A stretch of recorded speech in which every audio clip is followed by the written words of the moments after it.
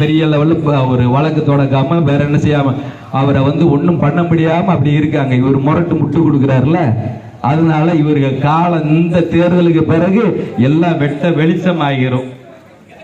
இதே விளாத்திகுளத்தில் அம்பாள் நகர் பூராமே என்ன இருக்கு, அங்க ஒரு பாலம் இருக்கு நேர மதுரை ரோட்ல. அந்த பாலத்து பக்கத்துல பேரூராட்சி நிர்வாகம் குளிக்க தடை செய்யப்பட்ட பகுதி.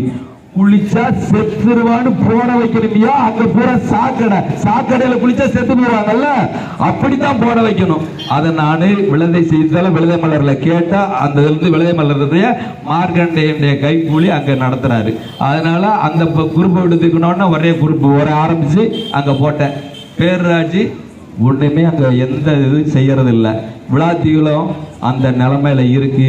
இனி வரும் தேர்தலில் விளாத்திகுளம் தொகுதியில் நீங்கள் வாக்களிக்க வேண்டிய ஒரே சின்னம் இரட்டை இலை.